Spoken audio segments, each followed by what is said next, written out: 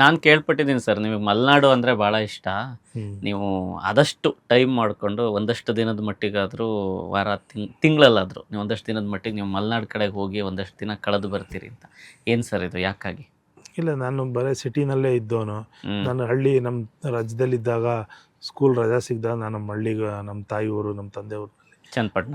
ಹೌದು, ಹೋಗಿ ಅಲ್ಲ ಅಷ್ಟು ದಿನ ಇರ್ತಿದ್ದೆ, ಬಿಟ್ಟರೆ ಬೇರೆ ಎಲ್ಲೂ ಉಳ್ದವನಲ್ಲ. ಹ್ಮ್. ಈ ಮ್ಯಾಚ್ಗಳಿಗೆ ಬಂದಾಗ ಪ್ರತಿಯೊಂದು ಹಳ್ಳಿಗಳಲ್ಲೂ ಅಲ್ಲಿ ಸಣ್ಣ ಸಣ್ಣ ಹಳ್ಳಿಗಳಿದ್ದರೂ ಹೋಗಿ ಆಡ್ತಿದ್ದೆ. ನನಗೆ ಆ ಹಳ್ಳಿ ಜನಗಳ ಒಂದು ಪ್ರೋತ್ಸಾಹ ಭಾಳ ಖುಷಿ ಕೊಡುತ್ತೆ. ಖುಷಿ ಕೊಡ್ತಾಯಿತ್ತು. ಅದರಿಂದ ಅಲ್ಲೆಲ್ಲ ಕಡೆ ಹೋಗಿ ಆಡ್ತಿದ್ದೆ.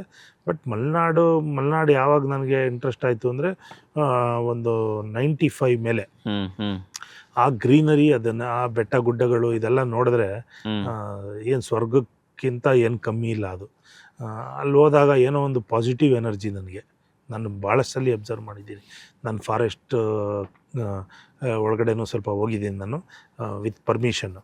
ಹ್ಮ್ ಹ್ಮ್ RFO ACFO ಹ್ಮ್ ಹ್ಮ್ ಪರ್ಮಿಷನ್ ತೊಗೊಂಡು ಅವಾಗ ಇವಾಗ ಒಂದೊಂದು ಸಲ ಹೋಗಿ ಬಂದಿದ್ದೀನಿ.